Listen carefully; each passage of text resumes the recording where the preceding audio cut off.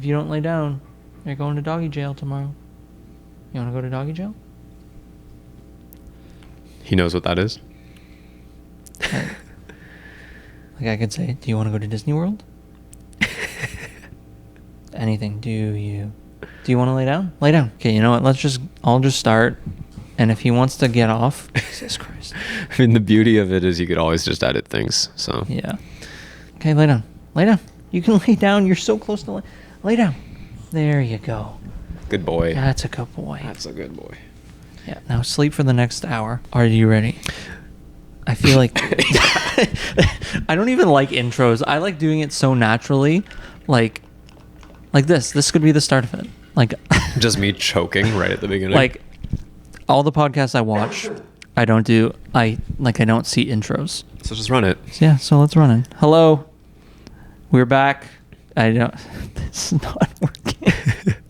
Hello everyone. Welcome back to another episode of the Adversity Podcast. Today we have a very, very, very, very, very, very, very, very, very special guest. Oh, stop. We have content extraordinaire, a YouTuber with, I had it on here, over 2 million subscribers. You do commercials where you throw food around. Occasionally, yeah. Occasionally. We're not going to say filmmaker. Mm-hmm. Controversial. Mm-hmm. Anyways, it's YouTuber Daniel Schiffer. Welcome. Thank you. Welcome to the... It's about time, right? It is very about time. We've been talking about this since the inception of, I guess, when you're playing around with the idea of starting a podcast. Yeah. Dude, should I tell Give the backstory. How did we meet? So back in, I think, July. Pretty sure. That long ago already? Yeah. July. Wow. Back in July, I put out a tweet asking if anyone wanted to be a co-host on a podcast that I wanted to create. I wanted to do a podcast for a long time. And I got a DM from a person with a Zamboni. You got a DM from a Zamboni, picture. yeah. And I was like, who the hell is this? And I read the message and it's like, yeah, my name. I don't even know if you put your name. Yeah, no, I did. I did for sure. And you're like, oh, I'm a YouTuber. I have this many subscribers. Why don't you check out my channel? I didn't say I have this many subscribers, did I? I think I said this is my channel and I attached a link. Yeah. So anyways, you put your link and I clicked on it. And then that's when I saw the amount of subscribers. And I was like, no way, this guy is real. I was like, this person is either trolling me, scamming me, any other word. Might still be. It felt like might be a long play. You know what? I thought when I got here today and the security gave me a hard time, I was like, imagine he just told me to come and it took you like a minute to respond. It was just a slow play to get a Leafs game out of it. You brought me to the Leafs game and then that's it. But yeah, just for context, I guess I don't really use Twitter. I have a Twitter account with my real name, but it's not active. So I really only use Twitter for hockey content because I'm a big hockey fan, big Leafs guy.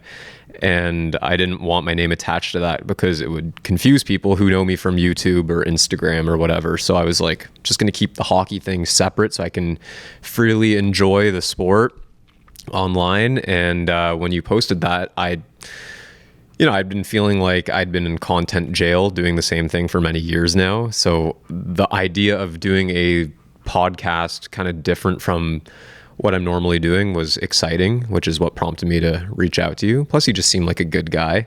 And here we are. We're recording together, obviously. Just scheduling and things. I'm not able to commit full time to a podcast just yet, but just yet. I mean, it's still in the works. I've been toying around with the idea, but we'll see where the future takes us. What was I going to say? There was something I was going to say. We talked, remember how long we talked on the phone for that one day? At least like 5 hours, probably more. Yeah, I think it was 7, which is crazy. Yeah, we had a lot in common. I don't think I've ever talked to someone on the phone for 7 hours. We hit it off for sure. We did. And now, what is July, August, September, October, November, 10 months. It's almost May. I mean, our favorite things do kind of collide hockey and content. So it works out. Yeah. So I do want to obviously talk about your YouTube career, because your YouTube is the big thing. I mean, sure. I'd say, I'm not gonna say, I almost said filmmaking. Like your commercials too that you make is probably like your bread and butter. Would you say that? Yeah, I mean, it just depends. Like, it's honestly kind of seasonal. I find in the summer, I'm really busy with commercial sort of stuff. And then as, the seasons change over, I become more of a, more in a hibernated state where it's just more content from home and YouTube stuff. But it's a healthy mix of both, for sure. What got you into YouTube? I know, I remember we talked and you were like, you were big into skateboarding, but how did it all, like, where did it start and how did it come together? Yeah, so I started making videos when I was a little kid. Actually, it started with hockey videos in my driveway. I was shooting pucks at the net, also just doing a lot of damage to the garage doors. My parents were not happy about that. But I started making little edits of me just shooting pucks. And then eventually, when high school rolled around and I got really into skateboarding, started filming little edits of me and my friends goofing around on skateboards. And I guess that's the time when I truly fell in love with the process of creating. And I started my YouTube channel where I was sharing skate videos online, built up a good subscriber base. I think at the time it was probably like 14,000 people, which back then in like 2009, 2010 was a lot. Like that was pretty good back then. Still good, but like back then especially. Started getting checks from YouTube, from Google, in the mail, like physical checks. Yeah, like I'm OG. And that was enough money to buy new skateboards and camera gear and stuff. So that's where it all spiraled. And then when I went to university and started studying, marketing and stuff, I didn't really have time to skate anymore. So the camera stuff kind of went on the back burner. But once I graduated, I got heavily back into it because I thought, before I start handing out resumes to corporate jobs or marketing jobs, I'm going to take a real crack at this and see if I can do something with YouTube and social media, because I kind of felt like I had the ability. And I was very inspired heavily by Peter McKinnon and people like that doing things in the camera world and photography.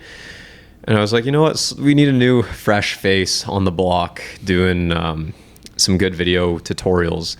And I felt like I just got in at the right time, and here we are. Why? I want to know, like, why video tutorials? Like, I know there's a lot of people who do want to be in front of the camera and, be an influencer, be someone, I guess, that does have influence. But you decided to go the route of, like, really helping people learn and grow as a videographer or photographer or just editor too. Yeah. I think I have a good answer for that. I chalk it up to, throughout my life, my hobbies and what I was into always changed, but the one consistent thing was always capturing whatever that was. So like I said, whether it was hockey or skateboarding or just silly videos with my friends, making videos, recording things and editing things was always there. That was just always what I leaned on as a very consistent form of fun and just something that's kind of gratifying, seeing something start from essentially nothing and watching the puzzle pieces come together in a final edit. And that's, I guess, when I was trying to think of what am I going to make videos about for a YouTube channel, I just thought, why not make videos about making videos? Because that's really what I love to do, is make videos. So, and like when you went to University of Guelph for marketing, am I correct? Yeah. Yeah.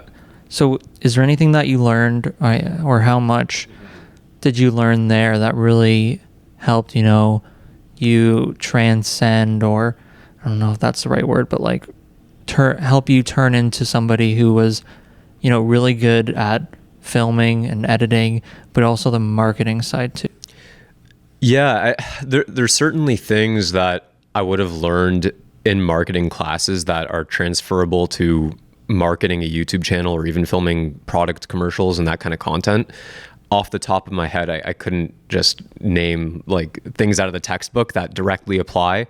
But I think the more important and the more like defining things I learned in university were things like group projects, presentations, communication skills, being accountable for completing your portion of a project, people leaning on you, relying on you to do stuff, showing up to class.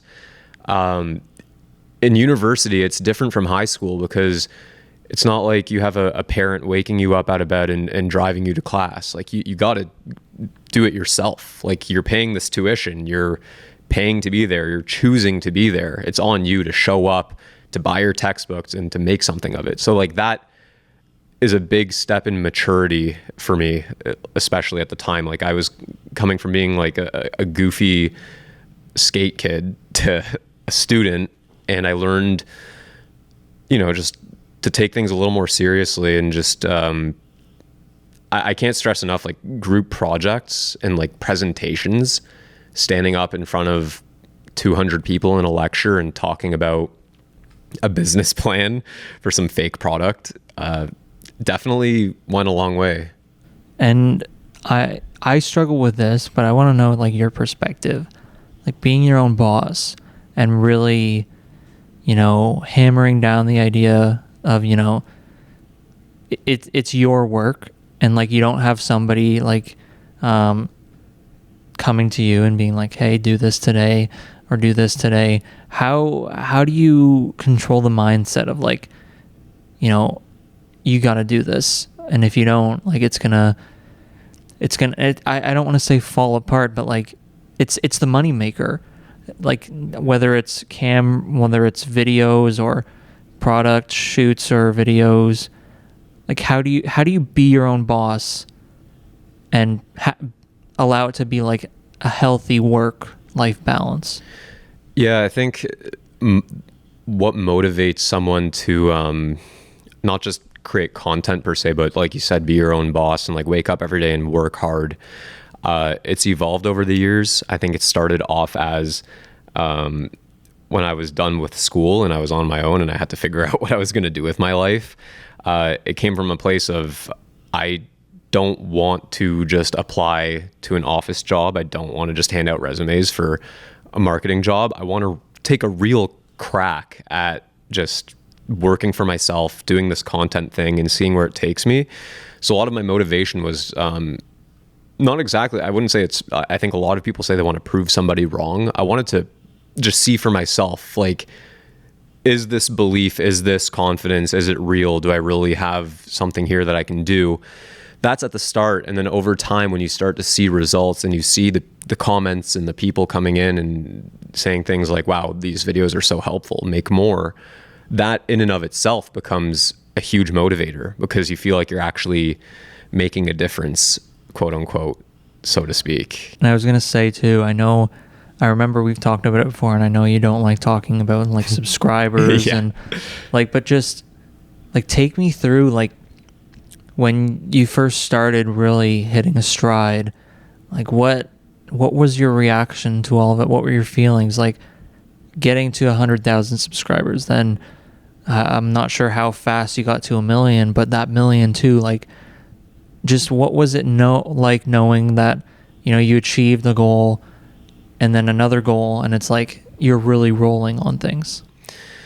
Yeah, it's so hard because speaking in retrospect, like I have my attitude about it now and how I feel about it looking back on it, which is obviously going to be different than like what I felt at the time.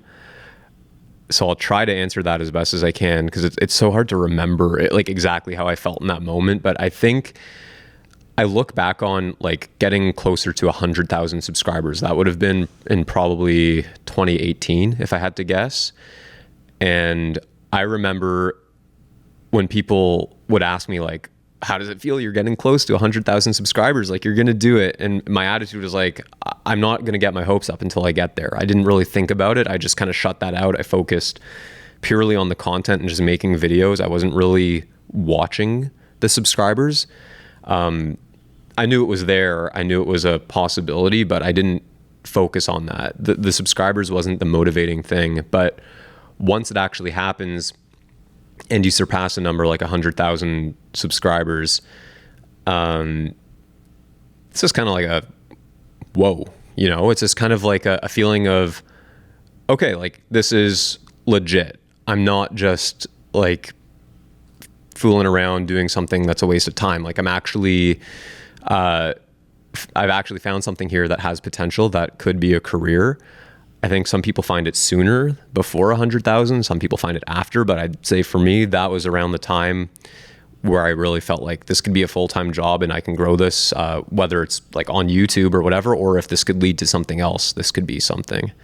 And the inspirations, like I know you talked a little bit about like Peter McKinnon, and you also did a video with him too. Yeah, done a couple. Yeah. What is it like in that, I guess, aspect too? Like, you know, you watch people, and I've talked to you and you've told me like about people who've reached out to you, and I think it's so fascinating because, like, you know, these people are held to such a high influence, but like just to watch someone and learn from someone, and like, I guess, I don't know, would you say you were a fan too?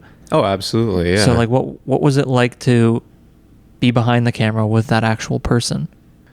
Yeah, quite frankly, I thought I was gonna pass out. Like, I spent 2 full days filming a video with Peter, and when we sat down like to film the talking head after, we were talking about the process, I legitimately thought, like, when we were about to start, I thought I was going to pass out. I was so nervous and my palms were so unbelievably sweaty. Because in that moment, you're just like, you feel like you've stepped through the computer screen and you're in this like other universe. You can't believe it's real, that it's really happening. And it's cool because these people that you see online that you like look up to, and they've played such a major role in your career and success, that opportunity to meet them and work with them and then have them, you know, compliment you and speak highly of you is just like such a wild thing. Who else? Like Peter McKinnon, there was, I know, I can't remember. I know I have another one, Maddie Hapoya. Yeah. Who else? I've worked with a bunch of people. There's Chris Howe. Those are the 3 from like around the city that come to mind. Did you ever work with Matt D'Elia? Is that his Diavella? name? Yeah. No, I haven't. I think we've exchanged comments on each other's videos, but I've never actually had a personal conversation with him. Yeah, I'm a big fan of his videos. His videos are awesome. Yeah. I definitely draw some inspiration from his stuff. There's a lot of work, like even with your videos too. Like I think the last video you posted was like,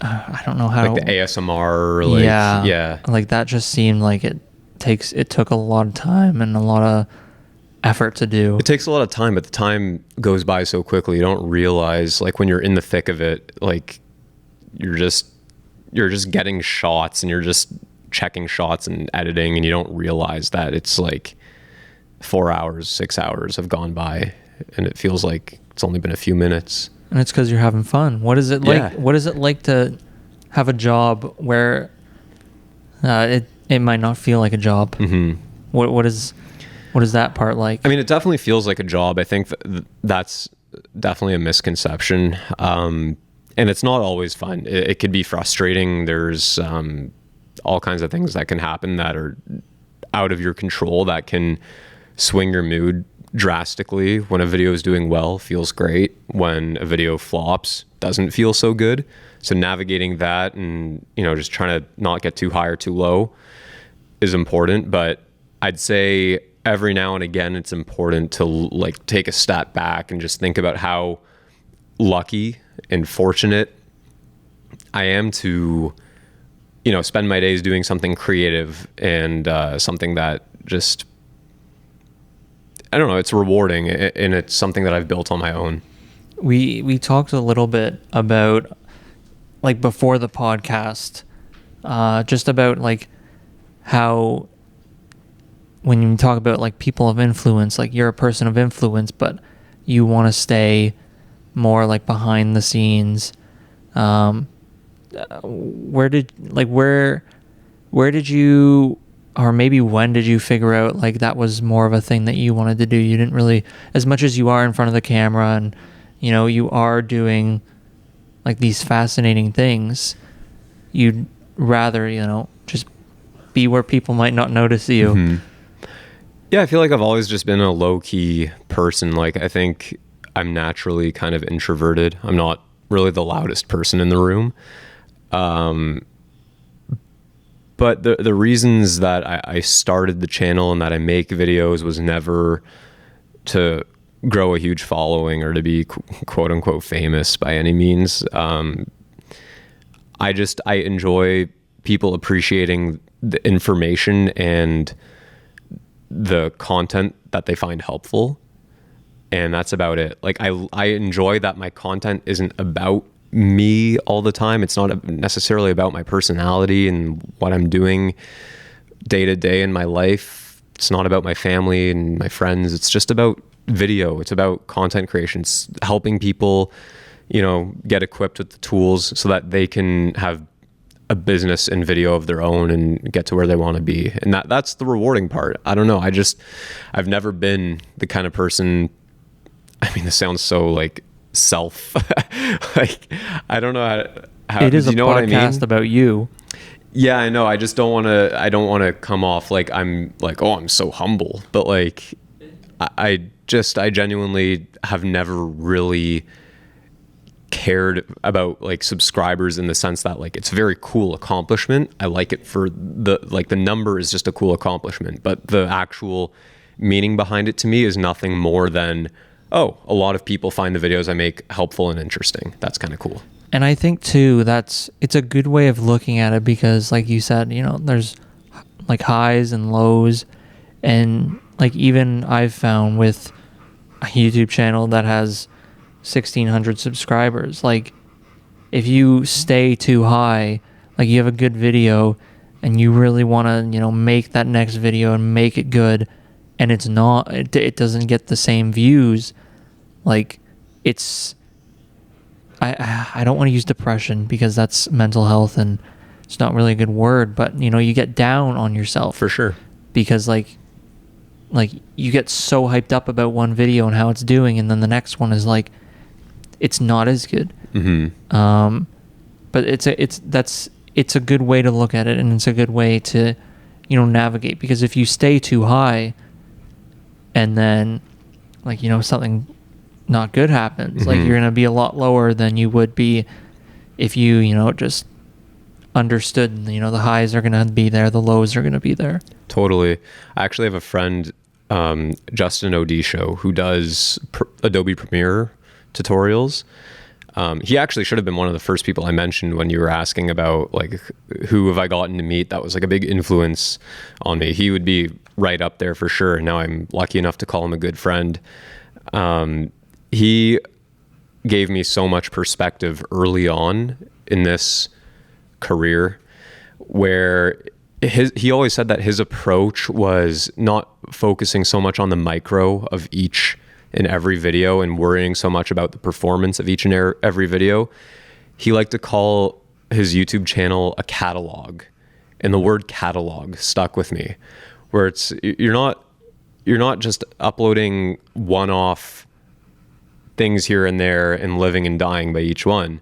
You're building a catalog of hundreds of videos, dozens of videos, for people to go to learn specific things. So if you focus on the process and the big picture rather than micro-analyzing every video a day after it's been uploaded, you're going to be a lot better off. Just, it's too mentally exhausting to get so hung up on each piece of content. Yeah, I guess like when you do it too, like you learn, but it is a little bit like it's difficult for someone who hasn't gone through it, I guess. Like I remember, I think like when you told me how many subscribers you got, I remember I was like, holy crap, like that it is insane. And to me, I still think that's insane. But like for you, like as much as you're high in terms of subscribers and video views yourself, you're like just mellow, and you're like, it's it's cool, but like it's also like, I don't know, like it's what's the word, like in England or Great Britain, like they'd say like it's calm, like it's calm is the only word I could think of, where it's like again, it's cool, but you're not getting too caught up in it. For sure. I think it's recognizing what's in your control and what's not in your control. The algorithm is a moving target. It's never going to be the same. It's just always changing, and you can't control it. All you can control is how much effort you put in and how dedicated you are. And if you put in the work and you stay consistent, good things will come. It's a cliche for sure, but it is true. It's very true. Like, I think I remember you telling me too, it's like a TV show. It's like people come to you, whether it's every day or every week, to watch your videos. And it's like it's like a TV show where every week there's something. But if you miss a week, people are going to be like, what happened? Whereas TV shows don't miss a week. They keep going season by season. But and that in and of itself is kind of its own issue with content culture, I guess, where you feel obligated to just keep going and going and going even when you don't feel like it. And I actually recently finally decided to just take a break, and I don't think I made a video for like 3 months or something, because I just needed the time to just decompress and like get it out of my system and just come back with a fresh mind, fresh studio. Did some renovations. Definitely excited about that. Yeah. But it's a thing that YouTubers talk about all the time, is just how draining it is and how much easier it is to burn out when you're creating content week in, week out without stopping. Things happen in personal lives that can, get in the way of wanting to do work. And especially when it's work that it's not someone just putting it on a platter in front of you to dot some I's and cross some T's. Like, you got to come up with ideas. You got to put on a happy face when you turn on the camera. You got to be engaging and entertaining. So it can be exhausting. And what did you do during break? Like a break, like as long as it was, like how much did you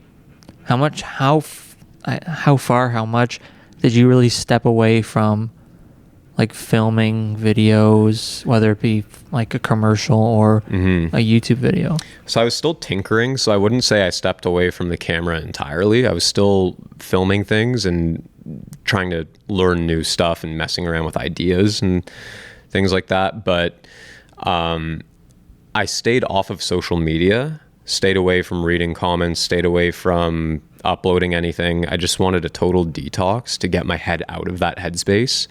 There wasn't anything in particular that like drove me to do that. It was just time. It was just like consistently uploading for that long. I was like, I need to just actually take a break for once and just figure out what my brain is like when I'm away from it. We got a new cat. And then other than that, I was very focused on the studio renovations at the house in the basement. And that's really it. And just hanging out with friends and taking calls for work and stuff. So I was still working. I just wasn't uploading. Yeah. I feel like making content, hockey is, I don't want to say it's the exact same because I'm not in your shoes. I don't know what you go through or anything like that, but like you can relate because hockey it's a job where it's not like there's no off button. Like it's whenever a team does something, in Toronto, the Toronto Maple Leafs, for me too, the Toronto Marlies, whenever they do something, like you got to be on it. And it's a difficult thing, to continuously be somewhere and be doing something. And like it's really cool to see someone like you, like, how much you've accomplished, take a break and, really, I guess, I don't know if you evaluate anything or just like, you stay away from everything like social media. And like, I was going to ask too, like comment sections as a YouTuber, what are those like? You got to know how to decipher what is worth taking to heart and what isn't. I'd say overall, it's what you'd expect. I don't think there's anything in there that would surprise anybody.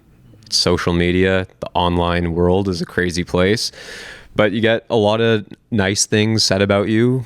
Daniel, this is so helpful. Daniel, you're so great. And then you get the very frightening and scary stuff from some sad people, and that's just part of it. But those things, I think at first, they get to you more. I remember tapping my girlfriend on the shoulder after every comment being like, can you believe this guy said this? And then you get to a point where you're like, yeah, I can believe it. Like, that's just what people do. Not everyone's going to be nice all the time. There's a lot of nasty, maybe they're not bad people. They're just going through it. But yeah, the comments are a crazy place. I wouldn't say it's anything that would surprise anybody at this point. I think we're pretty, looking at TikTok comments, those are way more savage than YouTube from what I've seen. I'm glad I'm on YouTube and not TikTok.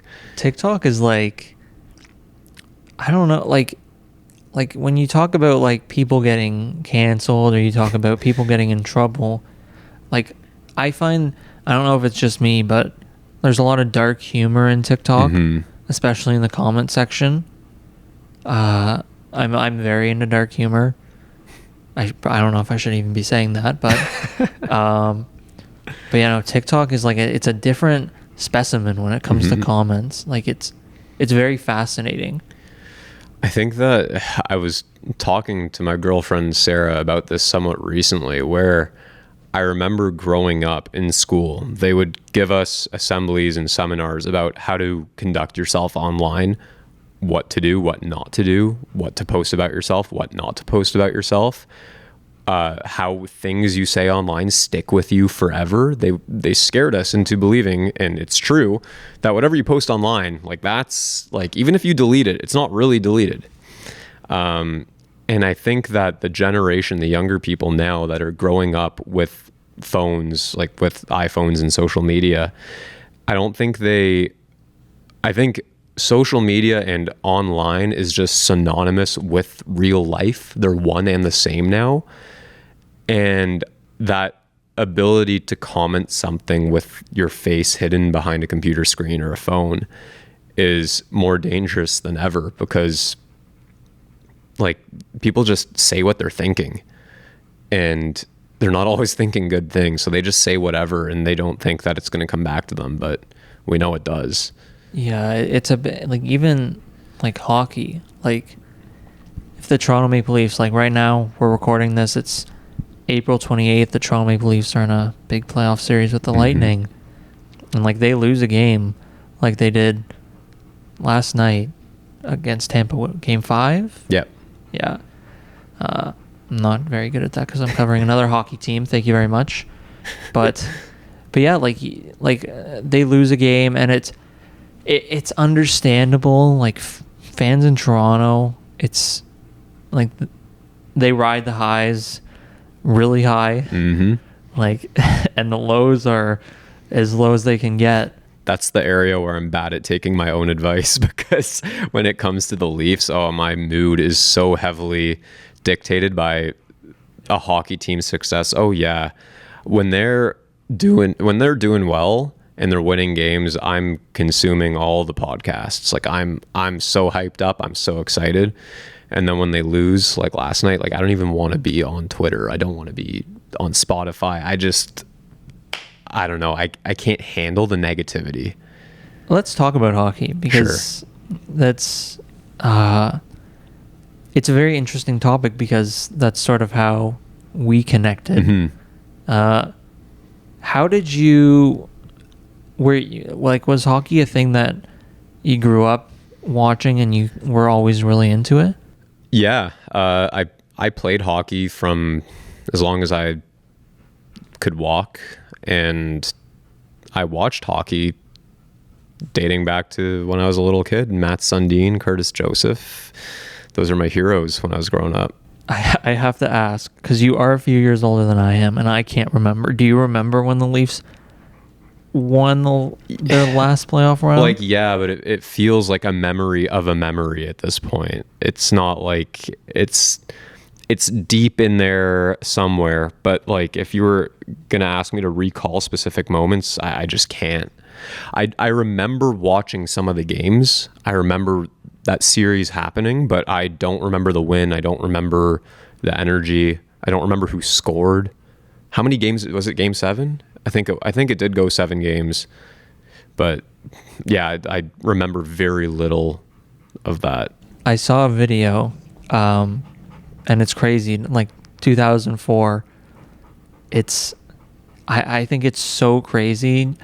Like it feels like everything has, like cameras, video has grown so much since 2004.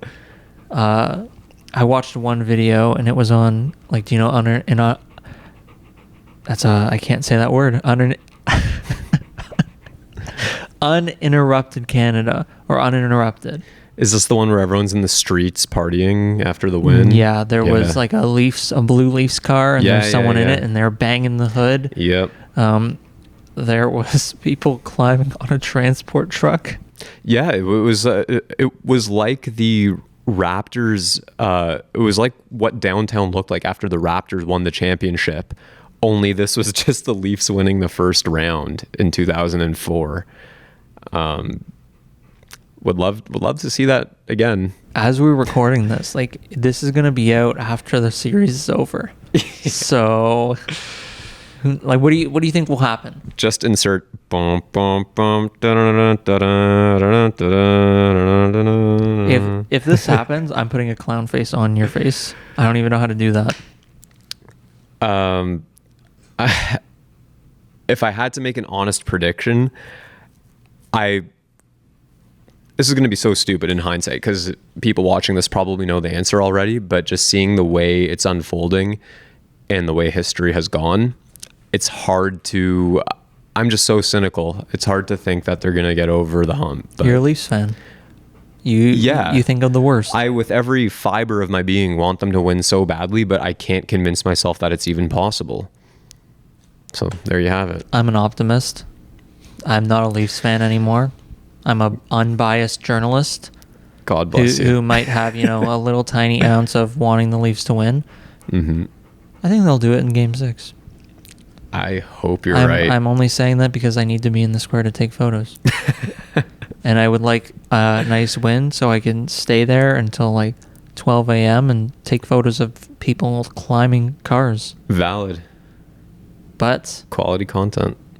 I also understand where you're coming from. And I do think that if they lose Game 6, they're not winning the series. I think if they have to... you know what? I hate playoff hockey. I really do. I don't like the stress. I don't like how the game is like... what is it? It's like... It's a game of inches. Like, it's so difficult to win, A. You can win off a bounce, like we've seen in 2 overtimes, where, like, a shot from the point beats Andrei Vasilevsky. Yeah. Shout out Derek Lalonde. Mm-hmm. Given all the secrets. And then John Cooper saying it's got to be accurate if you're sharing it. Mm-hmm. But yeah, no, it's playoff hockey. It's exciting. It's fun. But it's also like stressful. Yes. Yes. You can't comprehend it, really. Like, it's... I remember last year when they lost, I was meeting my girlfriend Asia. She was working like this side job at... can't remember what it's called, but it was a theater right by St. Lawrence Market. I think it used to be called the Sony Center, but it's not called that anymore. But anyways, like, I remember sitting there after they lost because I was at the square recording video. And like, I was like, what now? What do we do for the next year? Don't remind me. Like, if they lose again, it's going to be like, what are we going to do for the next year? Because the regular season, as much as it does matter, it also does not have any. It's lost a lot of meaning to this city, for sure. It has, and like as much as like there are storylines and there are like, you know, interesting things that can come from a regular season,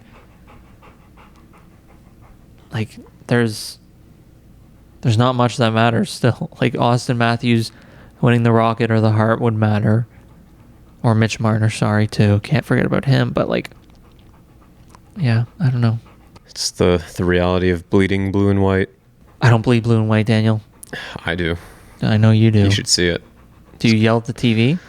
Oh, I scream things. I know I said to you before, like, you should do the square one day. Like, yeah.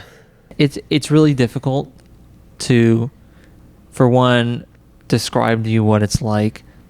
But like, two, I guess when you're a fan, you want to just be that fan. Mm-hmm. And like for me, I've sort of tried to put that aside. And like, when I'm at the square, I don't watch a lot of the game. Like, cause I'm trying to record reactions. Yeah. But like, I guess for you, like you would want to be that person that I'm taking a photo of. That's the thing. I'm dialed in. When I'm watching, I'm like laser vision on the TV screen. No distractions. No distractions. No distractions, no. You got a notepad too? Bathroom breaks. No notepad, but the bathroom breaks are only an intermission. Only no commercial break. No commercial. No, there's not enough time. Not enough time. That's it. I don't know. I just need to be locked in, you know? Have you seen, like, aside from the videos, there's how much do you scroll on TikTok? A fair amount. Have you seen there's a place called Fan First Network? Steve Dangle, the Steve Dangle podcast shouted them out. Yeah. You watch those videos. They're good. Like, I don't know the people who do it, but shout out to them. If I ever end up on there, that would be the end of my career, probably. I don't know what I would say. There was a guy, I don't know if you saw it. He's bald, and he was like talking about the Leafs, and he has like a Gatorade bottle, and he dumps it on his head, and then he pulls off his Leafs shirt, and he has this Habs shirt. He's like, fuck the Habs, when they're not even around. Makes absolutely no sense, but it's gold content for sure. Oh, that like I can't cheer for the Leafs, but it is hilarious. Like, you've told me about, like, you've worked with Coach Jeremy. Yeah. First of all, what is that like? And second of all, have you worked with Coach Chippy? No, I've never met Chippy. I don't even know if Chippy knows I exist, but Jeremy and Hayden both are probably like the two nicest human beings I've ever met. They're solid people. And Jeremy is another one I should have mentioned, talking about people I looked up to and whatever. He's so good with content and just mindset, and his energy is infectious. I think I owe a lot to him for just the things he's taught me when it comes to just being a content creator and just, like I said, mindset. It's hard to quantify it, but like just the attitude you need to have longevity in this industry. What is it like, you know, to have someone like that too, you know, who creates content about the sport you love, like that aspect of it too? Yeah, it's cool. I mean, a lot of it is you feel proud, because part of me wishes that like I could do what he does, because your two worlds are colliding, where it's content and it's hockey. And I dream of one day being able to do content in hockey, and I've dabbled here and there, but to be able to do that full time, you need a lot of talent. You need to be good at a lot of things. You need to know what people want to see. And he's mastered it. So it's a lot of, you know, being proud and just impressed, for sure. That was going to be one of my questions too. I didn't actually just think about it, but it just came to mind as like, would you ever dabble in trying to maybe like work in hockey, but even like what would that look like for you? Like, what if there was a chance for you to work doing something in hockey? Like, what would you want to do? I have no idea at this stage, but like I can see myself in another lifetime, like when, you know, what I'm currently doing, when there's, you know, a lot more newer, better, younger people and I'm no longer needed, then maybe hockey's where I'll go. Maybe hockey content in some fashion or another, but can't think about that right now because what I have going on is just already so time consuming and it's a lot of work and it's still working for me. So got to keep the train moving. And then, yeah, maybe one day, you never know. And what, like for the future of your YouTube, like, like what are you looking to do with that as far as, you don't know? I have no idea. Yeah. It's taking it day by day, just like seeing like what comes with each video. There's slow evolution, slowly incorporating different things and trying new things, seeing what sticks and what doesn't. But it's so hard. Like my channel today is not where I predicted it 5 years ago, you know, not at all. Things change, you know? Yeah. What is that like? I want to know from your perspective. For me, when I started this podcast and even when I reached out to you or you reached out to me or whatever happened. Yeah. Like I was at a point where, you know, I felt burnout and I didn't know whether or not I really wanted to stay in hockey. Like it's so interesting, you know, like when I started school, my dream was to be a Toronto Maple Leafs beat reporter.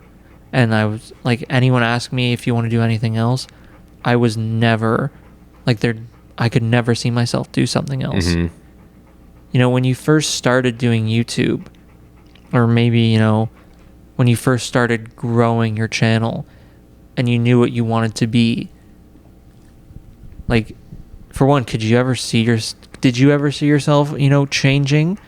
And like, just when you look back on it, like, how does it feel to really think, you know, I wanted to do this thing for so long, this thing specifically, and then, you know, my mindset is sort of changing? Yeah, it's a hard one to answer because I think at the time, like when I was starting, you're thinking about where's this industry going? And I knew, or I was fairly confident that video was going to be huge. Short form video. TikTok didn't exist yet. I had no idea it was going to exist, but you knew in some fashion, short videos on social were going to be big for advertising, for content. I didn't realize how big and I didn't know what that would look like, but I knew it would be a thing. So when you say like, how do things change? It's just adapting to the times.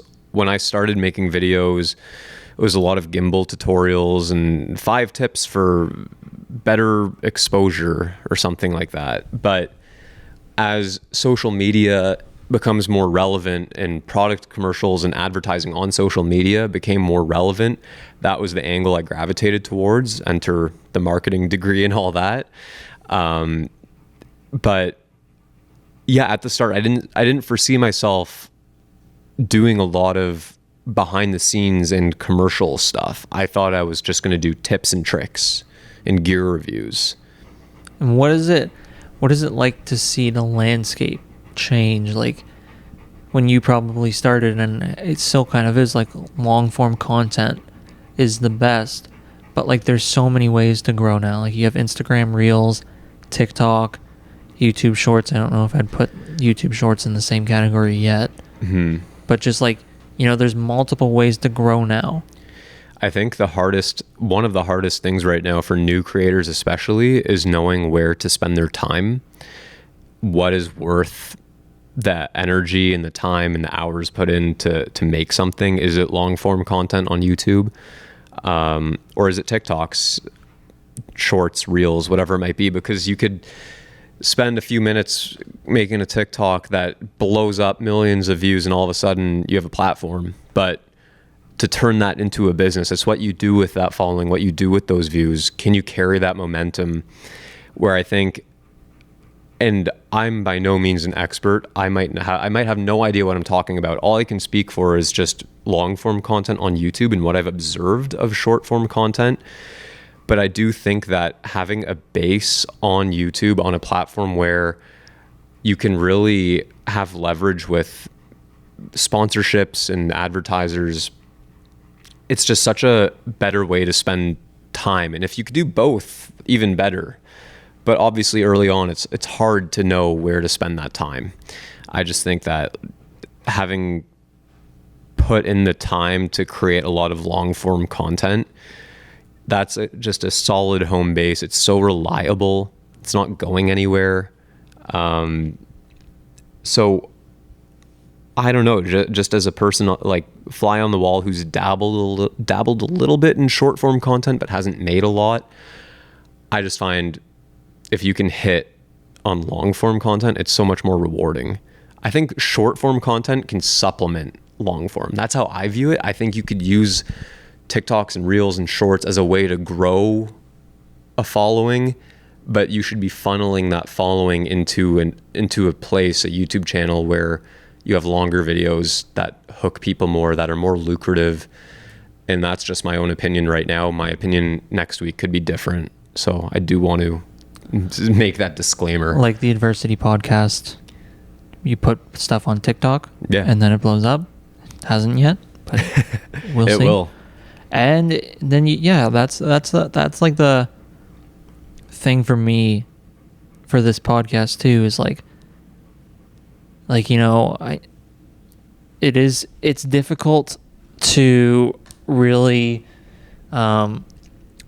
find time, especially with another job, to really like focus on, I guess, a podcast and like hockey, but like just, trying to, like you said, funneling content. Like if somebody says something interesting on a podcast, you cut that into a clip, people see it, people start liking it, they see your account on whatever platform it is, and then it grows. To me, like, that is a very new way of growing. Yeah. Like sorry. I was going to say, like, it's a lot different than the golden ages when Casey Neistat was just vlogging, and, everyone was vlogging. And it was like, that was so fascinating. Like, you see someone's life, but now it's sort of like content where it's like, bam, bam, you're in and you're out. I guess that sort of thing too. Yeah, there's different content for different purposes. I think podcasts are a great example of long form content where, I talked a lot about YouTube, but podcast, same idea. If you could clip up a podcast and get a lot of views there to funnel traffic to the main podcast, it's huge, because that's where, advertisers and sponsors want to go, is in those high traffic, high retention areas. And yeah, like, as for the vlogging versus podcasts, all just the way people consume content is so interesting to me. Even just hearing, like, I have friends who, like, for example, I listen to the Steve Dangle podcast all the time. It's probably the number one podcast that I listen to. And I exclusively listen to it in the car on Spotify. Whereas I have friends who also listen to it who say they only watch it on YouTube. Like while they're working or something, they have it on their laptop. And that's interesting, because I don't watch or listen to podcasts on YouTube really ever. It's in the car. It's on my commute, wherever I'm going. That's like when I have the time to consume that. And I think for some people, watching a YouTube video might be during breakfast while they're eating in the morning. Maybe it's like they're still in bed in the morning. I feel like most of my views are in the mornings for some reason. Could be at lunch, could be at night when someone's unwinding. Maybe someone's at their 9 to 5 and distracting themselves. But overall, it just depends on the kind of content, but more than anything, the viewer. Mm-hmm. I was going to ask 2 more questions. The first one, as someone who edits a fair amount, I'm curious to get your thoughts on AI, because like there was, like, speaking of podcasts, like there was one video that I saw, and it was like, I guess this podcast, and it was like getting chopped up. Like you had, I guess you'd connect, like match the audio to the camera, and like AI chopped it up for you. Like, what do you think about AI in the editing space? I think Casey Neistat summed it up perfectly. Did you see his AI video? Yes, I did. That was a very good video. So for context, Casey Neistat did a vlog that was scripted entirely by AI. He had Chat GPT or GPT-4 script out a whole vlog in a Casey Neistat style, and he made the vlog. And it very adequately and successfully produced a script for a vlog, but it was lacking a human element. So Casey called it the soul. And that's how I feel about editing. Like, you can have something chop up very clinically, a podcast, something that doesn't require a lot of creativity. So don't get me wrong, podcasts can be very creative. I just mean solely in the editing phase of just chopping up audio and making clips and syncing, the very technical things that are just laborious. I never know how to say that word properly. But the things that are just kind of tedious, AI is a great tool right now to do those things and save time. If you're trying to composite a shot of cereal flying out of box, or just something that, like, I could be eating my words. AI will probably get to a point where it can do those things, but right now it's not there yet. I think there's still an element of creativity and the human touch that is needed in content. That's how I feel about it for now. Could always change though. I think it's very scary. Like, I've heard people say that. I don't understand the scary thing. It's the whole, like, robots are taking our jobs kind of thing. Is that what you're getting at? No, it's like, it's sort of like, I guess, like, in a sense, to me, it's like sort of trusting a camera to do what it's supposed to do. Mm-hmm. Like, you're trusting AI to really do, like, the editing process, the work for you. Whereas, like, for me, like, I'm a perfectionist. I like things. But why can't it be both, right? Why can't you use AI to do, like, the first few passes of a video, like, get it to a point where, like, okay, it's already cut out the stuff, like, I know I don't need. Now I can get in there and do the nitty gritty, like, little touches. See, that makes sense. But I think I've just watched that one video where it just chops up the entire podcast. Yeah. And I'm just like, it's real. Like, I think it's so cool. Mm-hmm. And, like, it would take a lot to trust it because, again, I'm a perfectionist.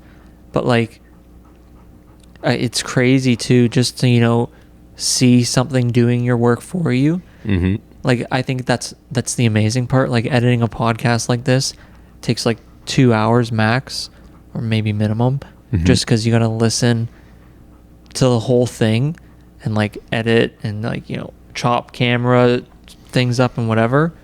But, like, that would be amazing if, like, AI could really just do that, and it looks like it already can. Yeah, it's getting to a point where it's real good, but I do think it's always going to be a team effort between robots and humans. I don't know if the robots are going to win entirely just yet. So you think the robots are going to take over the world? They might. I don't know. Don't say that. But the one question, though, you sort of answered it throughout the podcast, but I did want to ask, like, if, as someone who's, has a platform, has a following on YouTube, like, what if you could offer one piece of advice to somebody who's maybe starting a YouTube channel in whatever it may be, like, what would that one piece of advice be? It's so hard. I get asked this all the time, and it's so hard to not be cliche, but it's be patient. It takes time. Stick with it. You got to upload 100 videos to know if you're on the right track or not. If you're getting results, you're doing something right. But if you're doing something for a long time consistently and it's not getting any traction, you probably need to switch up your plan. But I think it just takes a lot of consistency to even get an answer of if what you're doing is worthwhile. And I think most people don't stick with it. They try it for a few weeks or a few months and then they stop. I want to say I did it for at least a year before I saw real traction. And that's like uploading 2 videos a week consistently. Well, there you have it, folks. If you want to be a YouTuber, stay consistent. That's it. Yeah. Do not miss a day. Do not miss a week. I should not be saying that, actually. Well, the one thing I'll add to that, which I think is probably better advice and maybe something a little bit more that people can grab onto, is make sure you're making content that you actually enjoy making. If you don't enjoy making it, you're going to burn out super quick. If it's something that you get excited to do, you're more likely to be consistent and stick with it. So that's what I'll say. And I think too, like, noticing the burnout and like, if you are ever burning out, you know, don't be stubborn. I find sometimes I'm very stubborn and, you know, I don't want to quit on something or like staying consistent. Like, if you feel burnout, like take that break because it works a lot for your mental side of things. 100%. Anyways, though, thank you. I do want to thank you again for coming on. It's, again, been a long time coming, and it was nice to actually sit down and chat with a microphone. Yeah. Unfortunately, if you're watching this dog right here, Finn Barden, keeps coming in and out of the shots, and he's panting, and you could probably hear it on my microphone. Well, he's adding the cute factor, so you got that going for you. Maybe that's a TikTok clip right there, your dog interrupting your podcast. Yeah, like, look right there. Look right there. Yeah, what's that over there? There we go. But yeah, thank you for having me. Yeah, no worries. And thanks for taking me to the Leafs game. Yeah, no worries. It's a win-win for everybody. It is. Before we do end off, though, like, do you want to plug where people can find you if they haven't already? Yeah, sure. My YouTube is my name, Daniel Schiffer. My Instagram is daniel.schiffer. And right now, that's all I really care about. That's where you can find me. Amazing. So this is the part I struggle with the most, trying to figure out my stuff to plug. Because it's, I don't know, I'm difficult with it. If there's anywhere, nope, that's not how that works. If you want to, I'm struggling so hard. You gotta get like for my videos, I say the same thing at the end of every single video. So you just need to get one of those and then stick with it. You know what? In the last podcast I did, it came off so good. Yeah. It was like, it just came off the tongue. But it's like, you know, if you want to find the podcast, it's on YouTube, Spotify, Apple Podcasts, wherever you get your podcasts. And then if you want to follow the Adversity Podcast, it's at the Adversity Pod everywhere. See how easy that was? But it's since there's like 2 different places that it needs to be found. I don't know if that makes sense. No, I get it. But it'll come. Follow and subscribe. The Adversity Pod. At the Adversity Pod. I almost said cast at the end. Anyways, though, thank you so much for watching. The person creates the journey creates the person.